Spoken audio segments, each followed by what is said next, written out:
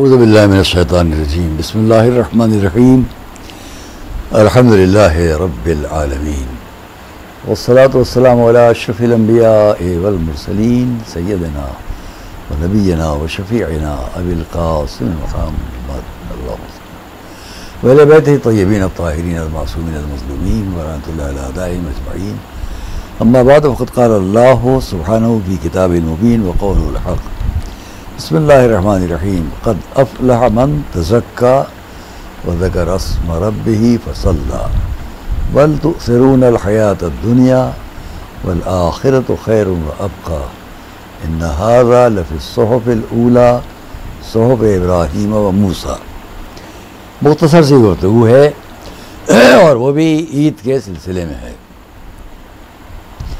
چاند نہیں ہوا ہے، ابھی خبر نہیں ہے، لیکن جیسے ہی سب کو معلوم ہو جائے گا کہ چاند ہو گیا اور عید ہے، تو عید کے اعتبار سے ہر سال ساری دنیا کا انداز کچھ اور رہتا تھا.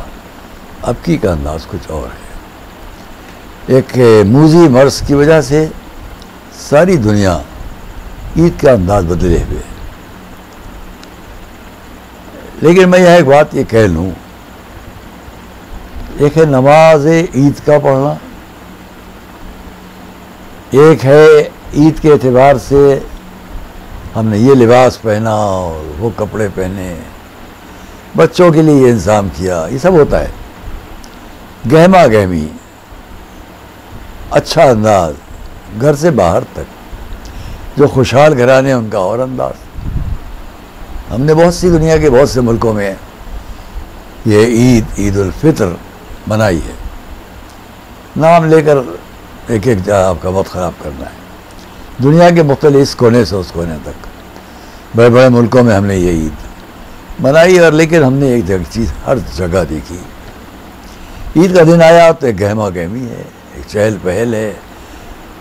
بڑوں سے زیادہ بڑوں کو بچوں کا خیال لیتا ہے. عید ہے بچے، اور بچوں کو بھی بڑی عید کے دن کی بڑی. ہم بھی بہت چھوٹے سے کبھی عید کا دن آتا تھا تو یہاں چلو اور وہاں چلو. دیکھیے، میں نے ایک بات کہی کہ نماز پڑھ لینا یہ ہمارے عید کے عبادات کے اندر بہت اہم بات. اس نماز عید یا جو عید الاضحیٰ آئے گی، دونوں نمازوں میں ہمارا عید کی نماز کا انداز ایک ہے.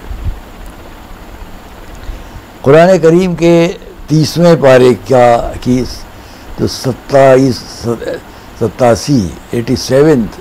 سورت ہے، سورہ اعلیٰ، اس کو ہم سورہ الحمد کے بعد پہلی رکعت میں، اور اسی سورہ 30ویں پارے کے اندر جو 91 نمبر کا سورہ ہے، سورہ والشمس، اس کو دوسری رکعت میں سورہ الحمد کے بعد پڑھتے ہیں.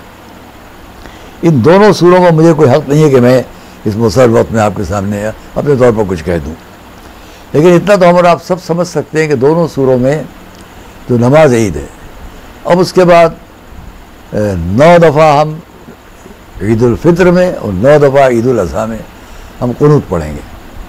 18 دفعہ قنوت دونوں نمازوں میں ملا کر.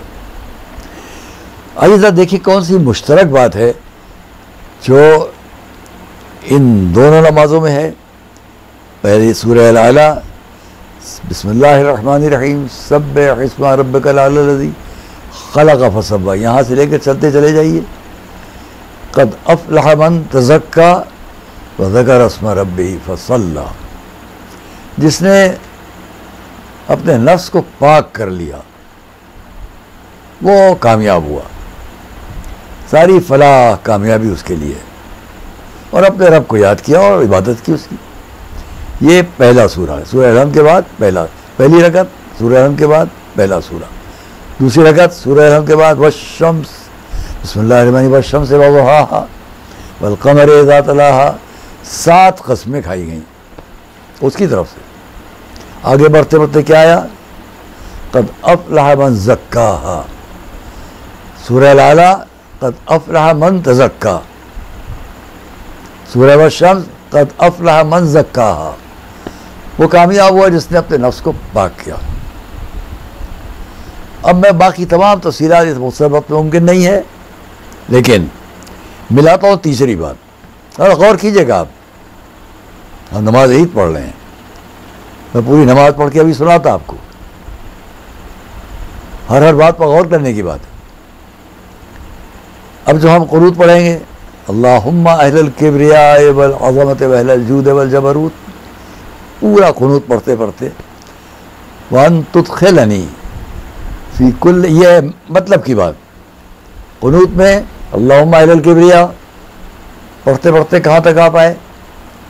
وان تدخلنی فی کل خیر ادخلت فیہ محمدا وآل محمد وان تخرجنی من کل سوء اخرجت منہ محمدا وآل محمد۔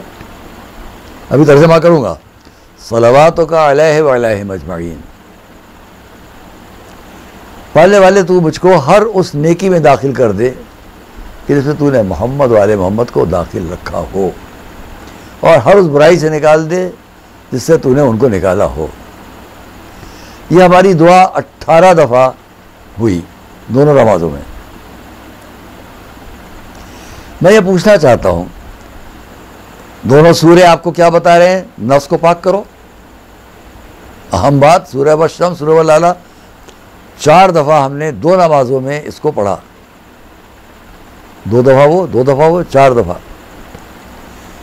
نفس کو پاک کرو، نفس کی پاکیزگی کیا ہے؟ یہ میرا لباس، اس کو میں پاک کروں، اس کی پاکیزگی اور ہے۔ اسلام، شریعت، قرآن کریم، دین، ان سب باتوں میں ایک بات مشترک ہے، نفس کو پاک کرنا، یعنی اندر سے ہم اپنے کو اچھا بنا لیں۔ اب یہاں میں ایک مثال دیتا ہوں، کیونکہ اس وقت یہ میرا ایک میسیج ہے عید کے سلسلے میں، جو بڑے برے حالات میں سے ساری دنیا ہے۔ میں 2 چھوٹی چھوٹی باتیں کہوں گا۔ میں نے دیکھا، میرے بچے نے مجھے دکھلایا، نیٹ کے اوپر ایک لڑکا ہے جو پونا سے پیدل چل کر بنارس تک آیا ہے، 1200-1300 کلومیٹر کا سفر کر کے وہ آیا ہے۔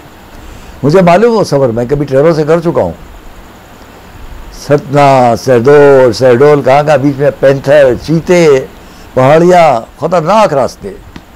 وہ اپنی ماں کو کندھے پر، ایک بوڑھی کمزور سی اس کی ماں ہے، اسے ڈال کر وہ پونا سے بنارس آیا ہے، تو ذہن میں رکھیے گا۔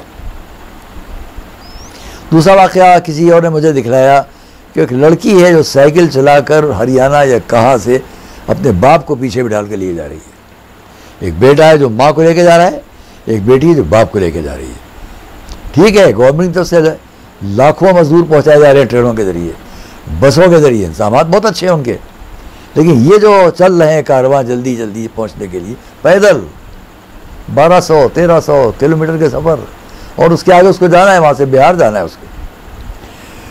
ماں کی اطاعت، وہ باپ کی اطاعت، مجھے بتائیے کیا اس میں کہیں مذہب کا دخل ہے؟ یہی سوال میں کرنا چاہتا ہوں۔ وہ جو بیٹی جا رہی ہے اپنے باپ کو لے کر، کس مذہب کی ہے؟ وہ جو بیٹا جا رہا ہے اپنی ماں کو لیے ہوئے جو بے ہوش ہے، کس مذہب میں ہے؟ دیکھیے، ساری دنیا کے جتنے لوگ ہیں، میرا ایک میسیج ہے بس، ساری دنیا کے جتنے لوگ ہیں وہ کسی نہ کسی مذہب سے وابستہ ہوتے ہیں۔ ان کا اپنے زندگی کے طور طریقوں پر عمل کرنا ضروری نہیں ہے کہ وہ مذہب کے مطابق کر رہے ہوں۔ جو بھی کر رہے ہیں ان کی اپنی انسانیت ہے جو انہیں بتا رہی ہے۔ وہ اپنی ماں کی اطاعت کر رہا ہے، وہ اپنے باپ کی اطاعت کر رہی ہے۔ یہ فریضہ ہمارا ہے، مذہبی لوگوں کا ہے۔ ہم بڑی ذمہ داریاں رکھتے ہیں، یا ماما یا ابا یا خوا، ہم بڑے مولوی ہیں۔ ساری دنیا میں جب میں بات کہتا ہوں لوگ میری مخالفت بعض وقت کرنے لگتے ہیں، نہیں، آپ کو مخالفت نہیں کرنا چاہیے، مجھے حق ہے کہنے کا۔ مولویت کا مطلب صرف یہ نہیں ہے کہ میں یہ بتاتا رہوں اسلام بہت اچھا ہے، بہت اچھا ہے، بہت اچھا ہے، قرآن پڑھو، نمازیں پڑھو، عبادت کرو۔ آپ اسے انسانیت کے راستے پر باقی رکھیں جو اس کے پاس ہے، اور اگر نہیں ہے تو اسے انسانیت کا راستہ بتلائیں۔ انسانیت کا راستہ کیا ہے؟ انسان کے ساتھ، اپنے قریبی رشتہ داروں کے ساتھ، دور والوں کے ساتھ، ہر ایک کے ساتھ پیار، محبت، خلق اور اخلاق سے پیش آنا۔ اگر یہ ہے تو اندر سے نفس بھی پاک ہے، ہم قرآن پر عمل بھی کر رہے ہیں، اور ہم اس نیکی میں داخل ہو رہے ہیں جس کے لیے ہم نے دعا کی ہے کہ جس میں محمد و آل محمد ہیں ہم کو بھی داخل کر. میں آخر میں ایک چھوٹی سی مثال دیتا ہوں, یہ بھی میں نے کبھی نیٹ وغیرہ پہ دیکھی. ایک شاگرد اپنے استاد کے ساتھ گیا, ایک کھیت سے گزرا, ایک جھوپڑا بنا ہوا تھا, اس میں دونوں چلے گئے. وہاں نے دیکھا ایک جوتا رکھا ہوا ہے, 2 جوتے رکھے ہوئے ہیں. تو شاگرد نے استاد سے کہا ایسا لگتا ہے یہ کوئی کسان ہے جو یہاں آیا ہے اپنی زمینوں پر اور جھوپڑے میں جوتے اتار کے چلا گیا ہے. استاد نے کہا ایسے ہی لگتا ہے. شاگرد نے کہا اس سے مذاق کیا جائے.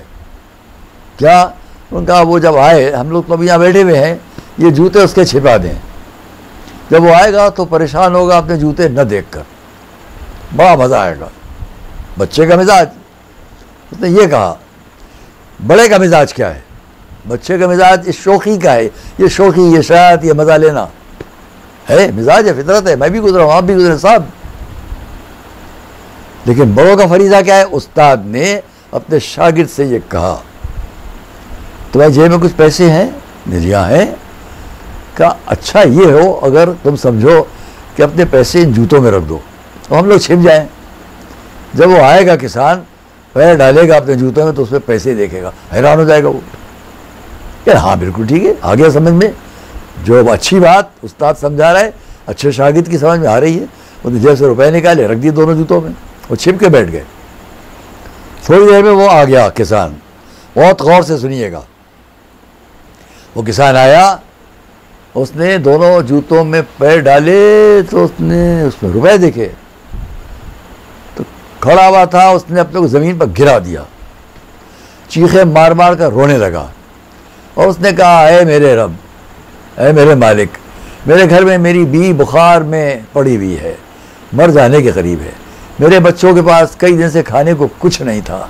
تو نے غیب اتنی بڑی میری مدد کر دی, میں اپنی بیوی کے علاج کے لیے دوا لے جاؤں گا, اپنے بچوں کے کھانے کا انتظام کروں گا, میں تیرا کتنا شکر ادا کروں. یہ کہتا جا رہا ہے, روتا جا رہا ہے. ادھر استاد نے شاگرد کو دیکھا, اس کی بھی آنکھوں سے آنسو بہہ رہے تھے. استاد نے شاگرد سے کہا دیکھو بیٹے, کسی سے کچھ لے لینے کے بجائے کبھی کبھی اسے کچھ عطا کرنا دینا زیادہ اچھا ہوتا ہے. وہ جو تم کرتے وہ زیادہ اچھا تھا یا یہ زیادہ اچھا ہے کہ اس کے گھر کا انتظام ہو گیا؟ شاگرد نے کہا آپ ٹھیک کہہ رہے تھے. وہ میں اپنی بات تمام کرتا ہوں.